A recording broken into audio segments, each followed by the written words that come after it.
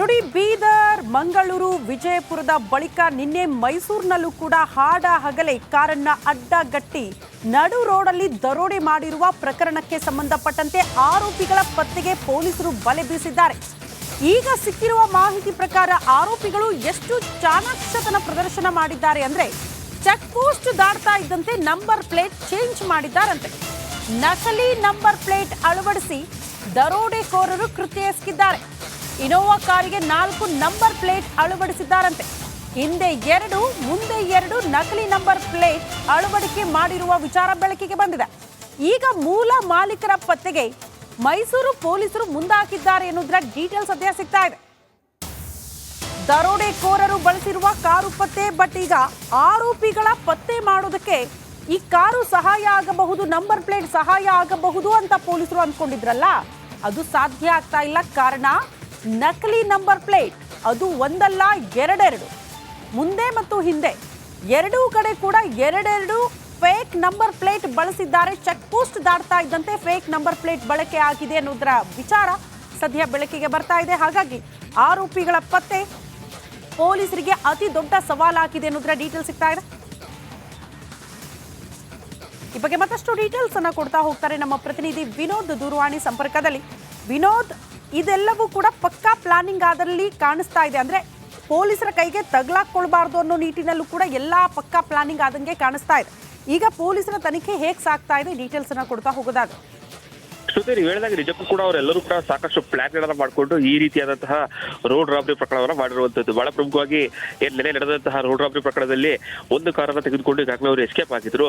ನೆನ್ನೆ ಸಂಜೆ ವೇಳೆಗೆ ಆ ಒಂದು ಕಾರನ್ನ ಪತ್ತೆ ಹಚ್ಚುವಲ್ಲಿ ಮೈಸೂರು ಪೊಲೀಸರು ಕೂಡ ಯಶಸ್ವಿಯಾಗಿದ್ರು. ತದನಂತರ ರಾತ್ರಿ ಸುಮಾರು 10, 8, 9 ಗಂಟೆ ಸುಮಾರಿಗೆ ಗೋಪಾಲ್ಪುರದ ಅರಣ್ಯ ಪ್ರದೇಶದ ಒಳಭಾಗದಲ್ಲೂ ಕೂಡ ಅವರು ದರೋಡೆಗೋರರು ಬಳಸ್ತಾ ಇದ್ದಂತಹ ಒಂದು ಕಾರಲ್ಲೂ ಕೂಡ ಅಲ್ಲಿ ಬಿಟ್ಟು ಪರಾರಿಯಾಗಿದ್ದಾರೆ. ಈಗಾಗಲೇ ಆ ಇನೋವಾ ಕಾರಲ್ಲೂ ಕೂಡ ಪರಿಶೀಲನೆ ಮಾಡೋ ಸಂದರ್ಭದಲ್ಲೂ ಕೂಡ ನಕಲಿ ನಂಬರ್ ಪ್ಲೇಟ್ಗಳು ಪತ್ತೆಯಾಗಿರುವುದು ಬಹಳ ಸ್ಪಷ್ಟವಾಗಿ ಗೊತ್ತಾಗ್ತಾ ಇರುವಂತದ್ದು. ಈಗಾಗಲೇ ಇಡೀ ಮೈಸೂರು ಸುತ್ತಲೂ ಕೂಡ ಎಲ್ಲೆಲ್ಲಿ ಅಂದ್ರೆ ಅವ್ರಿಗೆ ಯಾವ್ಯಾವ ಟೋಲ್ಗಳಲ್ಲಿ ಪಾಸ್ ಆಗಿದ್ದಾರೆ ಆ ಸಂದರ್ಭದಲ್ಲಿ ಕೂಡ ಪೊಲೀಸರು ಸಾಕಷ್ಟು ಪರಿಶೀಲನೆ ನಡೆಸ್ತಾ ಇದ್ದಾರೆ. ಇಂತಹ ಸಂದರ್ಭದಲ್ಲಿ ಅವರಿಗೆ ಗೊತ್ತಾಗ್ತಾ ಇರುವಂತದ್ದು ಒಂದೊಂದು ಟೋಲ್ಗಳಿಗೂ ಕೂಡ ಬೇರೆ ಬೇರೆ ರೀತಿಯಾದಂತಹ ನಂಬರ್ ಪ್ಲೇಟ್ಗಳೆಲ್ಲ ಬಳಸ್ಕೊಂಡಿರುವಂತದ್ದು. ನೆಲೆ ಸಿಕ್ಕಿರುವಂತಹ ಕಾರಲ್ಲೂ ಕೂಡ ಸಾಕಷ್ಟು ನಂಬರ್ ಪ್ಲೇಟ್ ನಕಲಿ ಆಗಿತ್ತು. ಸೊ ಹೀಗಾಗಿ ಎಲ್ಲೇ ಇನೋವಾ ಕಾರ್ ಸಿಕ್ಕಿದೆ, ಆ ಇನೋವಾ ಕಾರ್ ಸಿಕ್ಕಿರೋ ಕಾರಣಕ್ಕಾಗಿ ಒಂದಷ್ಟು ಪೊಲೀಸರಿಗೆ ಮಾಹಿತಿಗಳು ಲಭ್ಯ ಆಗ್ತಾ ಇದೆ. ಯಾಕಂತಂದ್ರೆ ಆ ಮೂಲ ಮಾಲೀಕರನ್ನ ಪತ್ತೆ ಹಚ್ಚಿದ ಸಂದರ್ಭದಲ್ಲಿ ಅವರು ಯಾರಿಗೆ ಕಾರನ್ನ ಕೊಟ್ಟಿದ್ರು, ಜೊತೆಗೆ ಈ ರೀತಿಯಾದಂತಹ ಆಂಗಲ್ ಅಲ್ಲಿ ಕೂಡ ಈಗಾಗಲೇ ಪೊಲೀಸರು ತನಿಖೆಯನ್ನು ಮಾಡ್ತಿದ್ದಾರೆ. ಸೊ ಶೀಘ್ರದಲ್ಲೇ ಈ ಒಂದು ಪ್ರಕರಣ ಭೇದಿಸುವಂತಹ ವಿಶ್ವಾಸವನ್ನು ಕೂಡ ಪೊಲೀಸರು ಹೊಂದಿದ್ದಾರೆ. ಸೊ ಈಗಾಗಲೇ ಕೇರಳ ಮತ್ತು ತಮಿಳುನಾಡು ಇರ್ಬೋದು, ವಿವಿಧ ಪ್ರದೇಶಗಳು ಕೂಡ ಈಗಾಗಲೇ ಪೊಲೀಸರು ಹೇಳಿದ್ದಾರೆ. ಈ ಮೂಲ ಕಾರ್ ಇವತ್ತಿನ ಸಿಕ್ಕಿರುವಂತಹ ಕಾರ್ ಎಲ್ಲಿದೆ, ಆ ಕಾರು ನಿಜಕ್ಕೂ ಕೂಡ ಪೊಲೀಸರಿಗೆ ಸಾಕಷ್ಟು ಕ್ಲೂವನ್ನು ಕೊಡುವಲ್ಲಿ ಯಶಸ್ವಿ ಆಗ್ಬೋದು ಅಂತ ಸಾಕಷ್ಟು ಲೆಕ್ಕಾಚಾರಗಳು ನಡೀತಾ ಇರುವಂತದ್ದು. ಶ್ರುತಿ. ಓಕೆ ವಿನೋದ್, ಧನ್ಯವಾದಗಳು ತಮ್ಮೆಲ್ಲ ಮಾಹಿತಿಗೆ.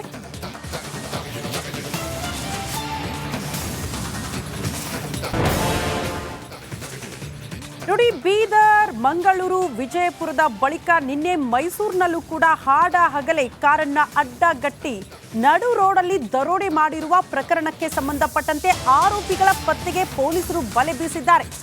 ಈಗ ಸಿಕ್ಕಿರುವ ಮಾಹಿತಿ ಪ್ರಕಾರ ಆರೋಪಿಗಳು ಎಷ್ಟು ಚಾಣಾಕ್ಷತನ ಪ್ರದರ್ಶನ ಮಾಡಿದ್ದಾರೆ ಅಂದ್ರೆ, ಚೆಕ್ ಪೋಸ್ಟ್ ದಾಟ್ತಾ ಇದ್ದಂತೆ ನಂಬರ್ ಪ್ಲೇಟ್ ಚೇಂಜ್ ಮಾಡಿದ್ದಾರಂತೆ. ನಕಲಿ ನಂಬರ್ ಪ್ಲೇಟ್ ಅಳವಡಿಸಿ ದರೋಡೆಕೋರರು ಕೃತ್ಯ ಎಸಗಿದ್ದಾರೆ. ಇನೋವಾ ಕಾರಿಗೆ 4 ನಂಬರ್ ಪ್ಲೇಟ್ ಅಳವಡಿಸಿದ್ದಾರಂತೆ. ಹಿಂದೆ 2, ಮುಂದೆ 2 ನಕಲಿ ನಂಬರ್ ಪ್ಲೇಟ್ ಅಳವಡಿಕೆ ಮಾಡಿರುವ ವಿಚಾರ ಬೆಳಕಿಗೆ ಬಂದಿದೆ. ಈಗ ಮೂಲ ಮಾಲೀಕರ ಪತ್ತೆಗೆ ಮೈಸೂರು ಪೊಲೀಸರು ಮುಂದಾಕಿದ್ದಾರೆ ಎನ್ನುವುದರ ಡೀಟೇಲ್ಸ್ ಸದ್ಯ ಸಿಗ್ತಾ ಇದೆ.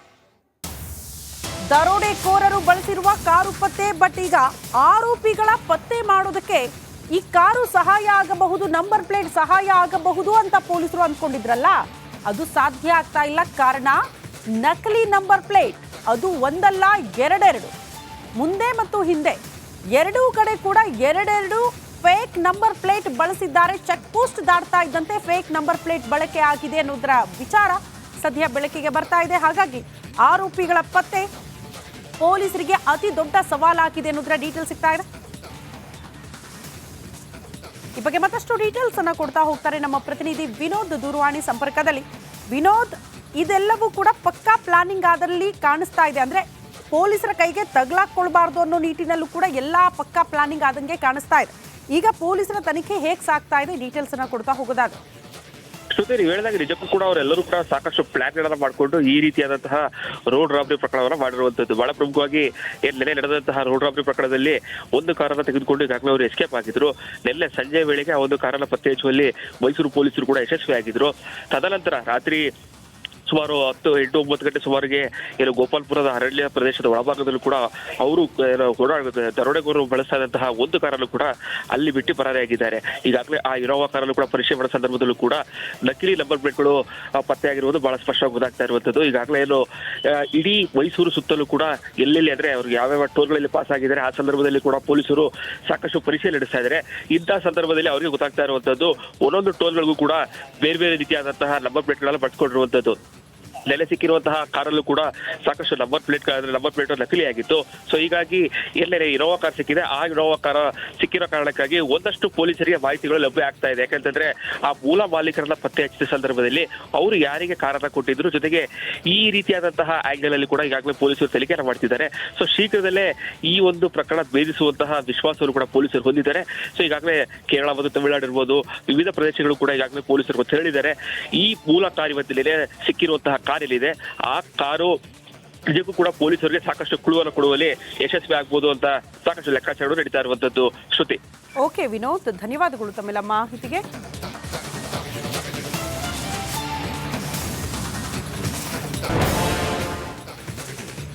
ನೋಡಿ, ಬೀದರ್, ಮಂಗಳೂರು, ವಿಜಯಪುರದ ಬಳಿಕ ನಿನ್ನೆ ಮೈಸೂರಿನಲ್ಲೂ ಕೂಡ ಹಾಡ ಹಗಲೇ ಕಾರನ್ನ ಅಡ್ಡಗಟ್ಟಿ ನಡು ರೋಡಲ್ಲಿ ದರೋಡೆ ಮಾಡಿರುವ ಪ್ರಕರಣಕ್ಕೆ ಸಂಬಂಧಪಟ್ಟಂತೆ ಆರೋಪಿಗಳ ಪತ್ತೆಗೆ ಪೊಲೀಸರು ಬಲೆ ಬೀಸಿದ್ದಾರೆ. ಈಗ ಸಿಕ್ಕಿರುವ ಮಾಹಿತಿ ಪ್ರಕಾರ ಆರೋಪಿಗಳು ಎಷ್ಟು ಚಾಣಾಕ್ಷತನ ಪ್ರದರ್ಶನ ಮಾಡಿದ್ದಾರೆ ಅಂದ್ರೆ, ಚೆಕ್ ಪೋಸ್ಟ್ ದಾಟ್ತಾ ಇದ್ದಂತೆ ನಂಬರ್ ಪ್ಲೇಟ್ ಚೇಂಜ್ ಮಾಡಿದ್ದಾರಂತೆ.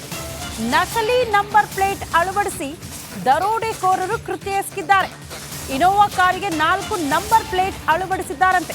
ಹಿಂದೆ 2, ಮುಂದೆ 2 ನಕಲಿ ನಂಬರ್ ಪ್ಲೇಟ್ ಅಳವಡಿಕೆ ಮಾಡಿರುವ ವಿಚಾರ ಬೆಳಕಿಗೆ ಬಂದಿದೆ. ಈಗ ಮೂಲ ಮಾಲೀಕರ ಪತ್ತೆಗೆ ಮೈಸೂರು ಪೊಲೀಸರು ಮುಂದಾಕಿದ್ದಾರೆ ಎನ್ನುವುದರ ಡೀಟೇಲ್ಸ್ ಸದ್ಯ ಸಿಗ್ತಾ ಇದೆ. ದರೋಡೆಕೋರರು ಬಳಸಿರುವ ಕಾರು ಪತ್ತೆ, ಬಟ್ ಈಗ ಆರೋಪಿಗಳ ಪತ್ತೆ ಮಾಡೋದಕ್ಕೆ ಈ ಕಾರು ಸಹಾಯ ಆಗಬಹುದು, ನಂಬರ್ ಪ್ಲೇಟ್ ಸಹಾಯ ಆಗಬಹುದು ಅಂತ ಪೊಲೀಸರು ಅಂದ್ಕೊಂಡಿದ್ರಲ್ಲ, ಅದು ಸಾಧ್ಯ ಆಗ್ತಾ ಇಲ್ಲ. ಕಾರಣ ನಕಲಿ ನಂಬರ್ ಪ್ಲೇಟ್, ಅದು ಒಂದಲ್ಲ 2 ಮುಂದೆ ಮತ್ತು ಹಿಂದೆ ಎರಡೂ ಕಡೆ ಕೂಡ 2 ಫೇಕ್ ನಂಬರ್ ಪ್ಲೇಟ್ ಬಳಸಿದ್ದಾರೆ. ಚೆಕ್ ಪೋಸ್ಟ್ ದಾಟ್ತಾ ಇದ್ದಂತೆ ಫೇಕ್ ನಂಬರ್ ಪ್ಲೇಟ್ ಬಳಕೆ ಆಗಿದೆ ಅನ್ನೋದರ ವಿಚಾರ ಸದ್ಯ ಬೆಳಕಿಗೆ ಬರ್ತಾ ಇದೆ. ಹಾಗಾಗಿ ಆರೋಪಿಗಳ ಪತ್ತೆ ಪೊಲೀಸರಿಗೆ ಅತಿ ದೊಡ್ಡ ಸವಾಲಾಗಿದೆ ಅನ್ನೋದರ ಡೀಟೇಲ್ ಸಿಗ್ತಾ ಇದೆ. ಈ ಬಗ್ಗೆ ಮತ್ತಷ್ಟು ಡೀಟೇಲ್ಸ್ ಅನ್ನ ಕೊಡ್ತಾ ಹೋಗ್ತಾರೆ ನಮ್ಮ ಪ್ರತಿನಿಧಿ ವಿನೋದ್ ದೂರವಾಣಿ ಸಂಪರ್ಕದಲ್ಲಿ. ವಿನೋದ್, ಇದೆಲ್ಲವೂ ಕೂಡ ಪಕ್ಕಾ ಪ್ಲಾನಿಂಗ್ ಆದಲ್ಲಿ ಕಾಣಿಸ್ತಾ ಇದೆ. ಅಂದ್ರೆ ಪೊಲೀಸರ ಕೈಗೆ ತಗಲಾಕೊಳ್ಬಾರ್ದು ಅನ್ನೋ ನಿಟ್ಟಿನಲ್ಲೂ ಕೂಡ ಎಲ್ಲಾ ಪಕ್ಕಾ ಪ್ಲಾನಿಂಗ್ ಆದಂಗೆ ಕಾಣಿಸ್ತಾ ಇದೆ. ಈಗ ಪೊಲೀಸರ ತನಿಖೆ ಹೇಗೆ ಸಾಗ್ತಾ ಇದೆ, ಡೀಟೇಲ್ಸ್ ಅನ್ನ ಕೊಡ್ತಾ ಹೋಗೋದಾದ್ರೆ. ಶ್ರುತಿ, ನೀವು ಹೇಳಿದಾಗ ನಿಜಕ್ಕೂ ಕೂಡ ಅವರೆಲ್ಲರೂ ಕೂಡ ಸಾಕಷ್ಟು ಪ್ಲಾನ್ಗಳನ್ನ ಮಾಡಿಕೊಂಡು ಈ ರೀತಿಯಾದಂತಹ ರೋಡ್ ರಾಬರಿ ಪ್ರಕರಣವನ್ನ ಮಾಡಿರುವಂತದ್ದು. ಬಹಳ ಪ್ರಮುಖವಾಗಿ ನೆನ್ನೆ ನಡೆದಂತಹ ರೋಡ್ ರಾಬರಿ ಪ್ರಕರಣದಲ್ಲಿ ಒಂದು ಕಾರನ್ನ ತೆಗೆದುಕೊಂಡು ಈಗಾಗಲೇ ಅವರು ಎಸ್ಕೇಪ್ ಆಗಿದ್ರು. ನಿನ್ನೆ ಸಂಜೆ ವೇಳೆಗೆ ಆ ಒಂದು ಕಾರನ್ನ ಪತ್ತೆ ಹಚ್ಚುವಲ್ಲಿ ಮೈಸೂರು ಪೊಲೀಸರು ಕೂಡ ಯಶಸ್ವಿಯಾಗಿದ್ರು. ತದನಂತರ ರಾತ್ರಿ ಸುಮಾರು 10-8-9 ಗಂಟೆ ಸುಮಾರಿಗೆ ಗೋಪಾಲ್ಪುರದ ಅರಣ್ಯ ಪ್ರದೇಶದ ಒಳಭಾಗದಲ್ಲೂ ಕೂಡ ಅವರು ದರೋಡೆಗೋರರು ಬಳಸ್ತಾ ಇದ್ದಂತಹ ಒಂದು ಕಾರಲ್ಲೂ ಕೂಡ ಅಲ್ಲಿ ಬಿಟ್ಟು ಪರಾರಿಯಾಗಿದ್ದಾರೆ. ಈಗಾಗಲೇ ಆ ಇನೋವಾ ಕಾರಲ್ಲೂ ಕೂಡ ಪರೀಕ್ಷೆ ಮಾಡೋ ಸಂದರ್ಭದಲ್ಲೂ ಕೂಡ ನಕಲಿ ನಂಬರ್ ಪ್ಲೇಟ್ಗಳು ಪತ್ತೆಯಾಗಿರುವುದು ಬಹಳ ಸ್ಪಷ್ಟವಾಗಿ ಗೊತ್ತಾಗ್ತಾ ಇರುವಂತದ್ದು. ಈಗಾಗಲೇ ಇಡೀ ಮೈಸೂರು ಸುತ್ತಲೂ ಕೂಡ ಎಲ್ಲೆಲ್ಲಿ ಅಂದ್ರೆ ಅವ್ರಿಗೆ ಯಾವ್ಯಾವ ಟೋಲ್ಗಳಲ್ಲಿ ಪಾಸ್ ಆಗಿದ್ದಾರೆ ಆ ಸಂದರ್ಭದಲ್ಲಿ ಕೂಡ ಪೊಲೀಸರು ಸಾಕಷ್ಟು ಪರೀಕ್ಷೆ ನಡೆಸ್ತಾ ಇದ್ದಾರೆ. ಇಂತಹ ಸಂದರ್ಭದಲ್ಲಿ ಅವರಿಗೆ ಗೊತ್ತಾಗ್ತಾ ಇರುವಂತದ್ದು ಒಂದೊಂದು ಟೋಲ್ಗಳಿಗೂ ಕೂಡ ಬೇರೆ ಬೇರೆ ರೀತಿಯಾದಂತಹ ನಂಬರ್ ಪ್ಲೇಟ್ಗಳೆಲ್ಲ ಪಡ್ಕೊಂಡಿರುವಂತದ್ದು. ನೆಲೆ ಸಿಕ್ಕಿರುವಂತಹ ಕಾರಲ್ಲೂ ಕೂಡ ಸಾಕಷ್ಟು ನಂಬರ್ ಪ್ಲೇಟ್ ನಕಲಿ ಆಗಿತ್ತು.